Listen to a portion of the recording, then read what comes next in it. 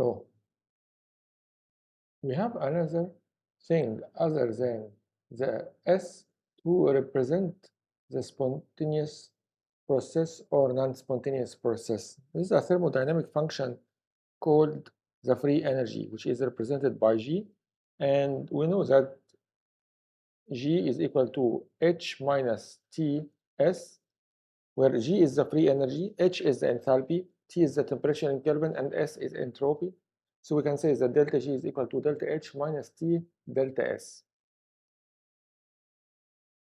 Since we know that the delta S of the surroundings is minus delta H and T, we'll try to find the relationship between the delta G and, which we just knew now, and the delta S of the universe. Since delta G is equal to delta H minus T delta S, we can divide everything by negative T, so I'll just divide all the equation by negative T. So this one after division by T will be negative delta G over T. This will be negative delta H over T, and this will be changed from negative into positive, and the T will be cancelled, so it will be delta S. I just knew that the negative delta H over T is equal to delta S of surroundings, so I can remove it from the equation and put delta S of the surroundings. So this one equal to delta S of surroundings plus delta S of the system, and these two together is equal to delta S of the universe. So I can say that delta S of the universe is equal to negative delta G over T.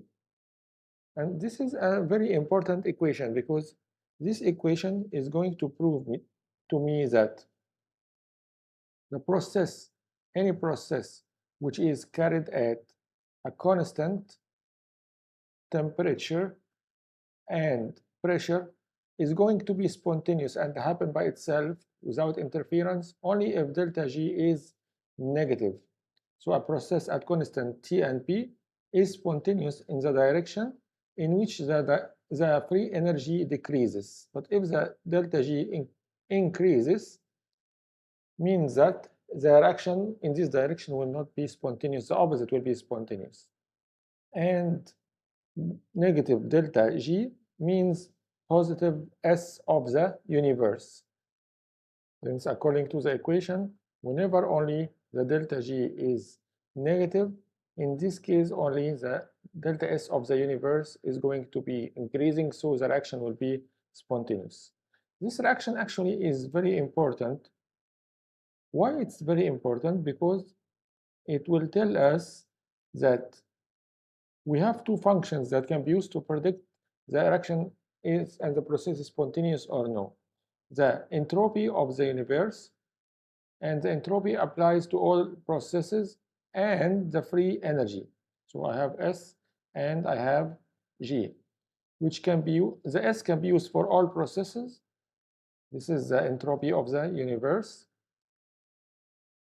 And G can be used in processes that is carried out at constant temperature and pressure. And since many chemical reactions occur under constant temperature and pressure, then it's going to be more useful, the free energy.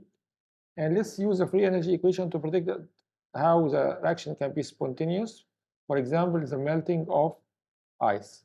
Water ice or solid ice changes into liquid water, and delta H of the reaction is equal to 6.03 multiplied 10 to the power of 3 joule per mole, while delta S of the reaction is equal to 22.1 joule per Kelvin dot mole.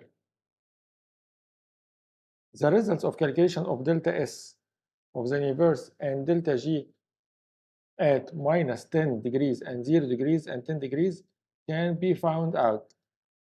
And we can use the data to predict the process is spontaneous at 10, which means that the ice will melt at this temperature because delta S is positive and delta G is negative. So let's see the numbers and how the numbers will look like.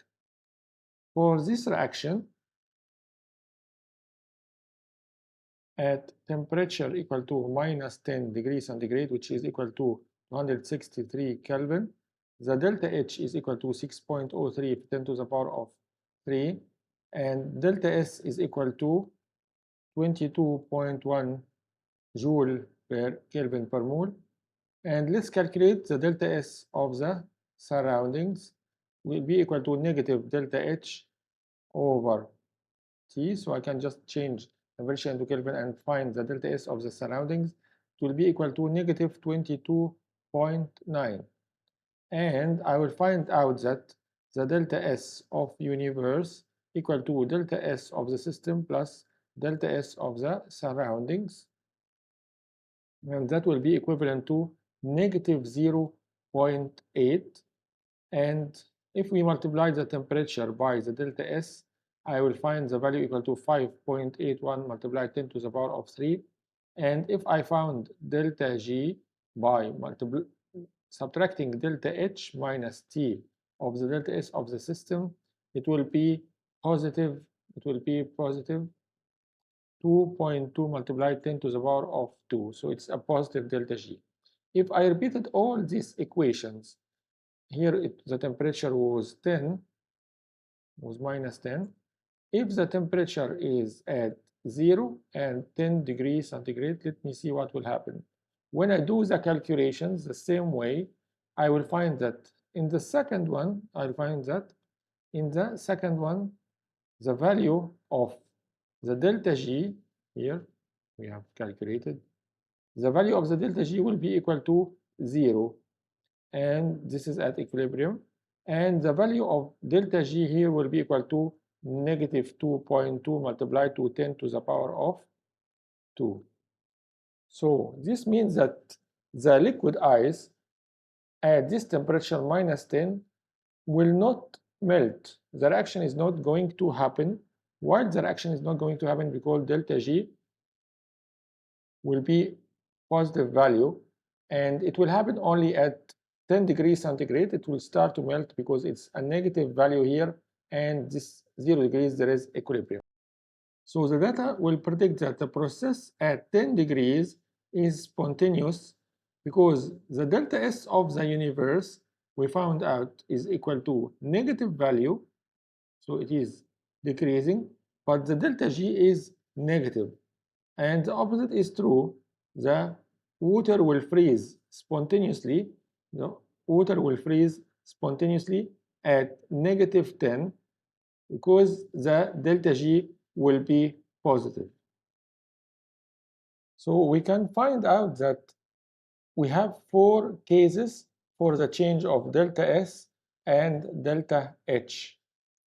The first case is if the delta S is positive, so there is increase in the randomness and entropy, but the delta H is negative. So the delta S is positive, but the delta H is negative. This is an exothermic reaction. Here the process will be spontaneous at all temperatures.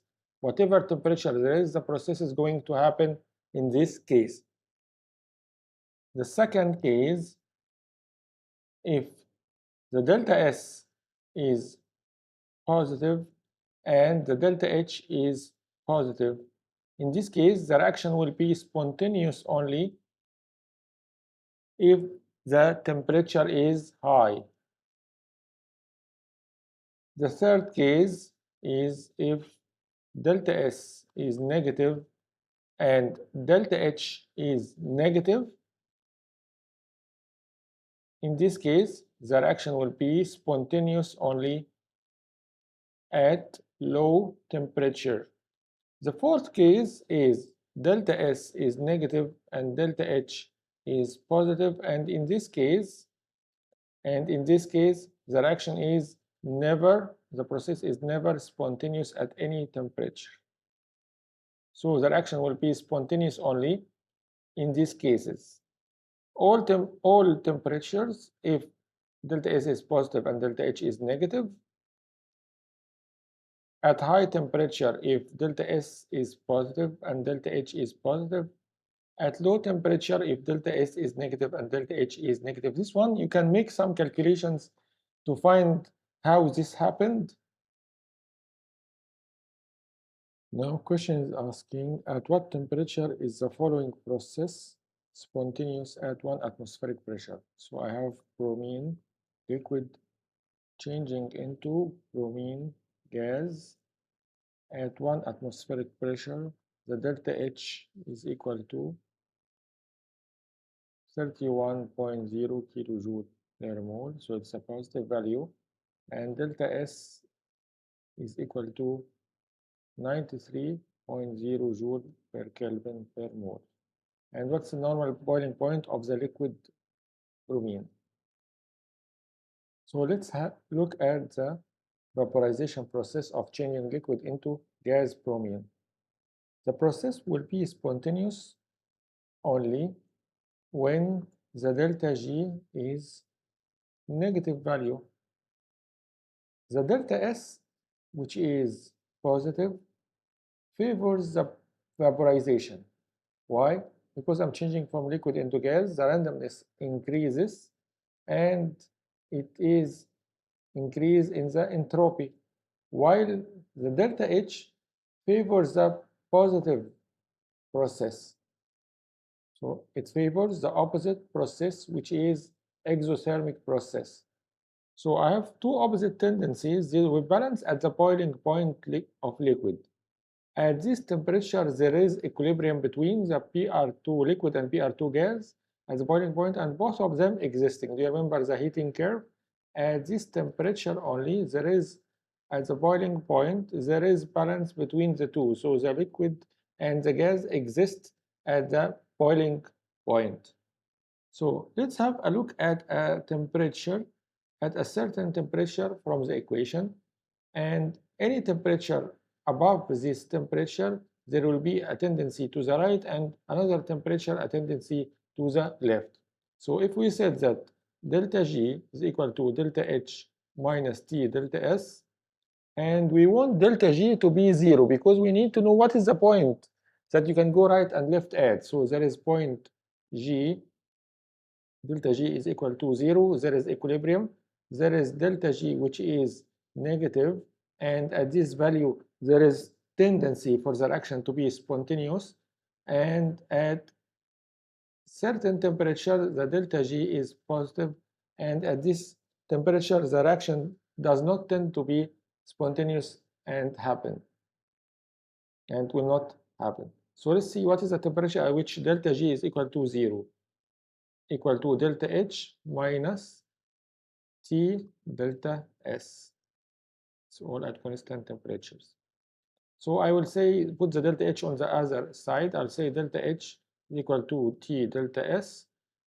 And I will say the temperature is equal to delta H over delta S. And I have the two values. So 3.1 multiplied by 10 to the power of 4. And we know we did that because we need to change it from the kilojoule into joule per mole, because the other one will be also into joule per mole. So 93.0 joule per Kelvin per mole. So we will find that the value equal to 333 Kelvin. At the temperature 333 Kelvin, there is a balance. At 333, there is a balance. But what above the temperature 333? More than 333 degree Kelvin, the value of the T delta S will be bigger than delta H. Let's see. By the way, delta G will be negative, so it will be spontaneous. So for example, let's put just 1 degree Kelvin more, 334, and recalculate delta G. Multiply delta H. The same value is 334 minus 334, which is multiplied by the delta S, the 93. I'll find that the value will be negative. So at this value, the delta G is negative, and the process above anything more than 333 is spontaneous. So the boiling point, any temperature which is more than the boiling point 333, the reaction is going to be favorably spontaneously changing from the liquid into a gas, while any temperature which is less than 333, the reaction will be spontaneously changing from the gas into liquid, and we'll prove this by math now, as we'll say that delta G is equal to delta H minus 332, for example, which is any number less than 333 Kelvin, and 333 multiplied by delta S, which is 93. Let's find the value. 3.10 multiplied 10 to the power of 4 minus 3.08 multiplied 10 to the power of 4, and then finally I will get the positive value, which means that the reaction is non-spontaneous reaction. So only the opposite is spontaneous, which going from the gas into liquid. Exactly equal to 0.02. That's still a positive value, even with the increase of decrease of one value less than 333. We wrote 332, and here we wrote 334. So we can summarize the changes like the follow. If the temperature is more than 333, the delta S is what is making the control, the increase in entropy when liquid bromine is changed into gaseous bromine is dominant. So what if the temperature is less than 333? The process is already spontaneous. So process is already spontaneous, and it is exothermic, and delta H controls. If T is equal to 333, so the two forces are balanced, and delta G is equal to 0, and the liquid and gaseous bromine both exists at the same boiling point like we explained.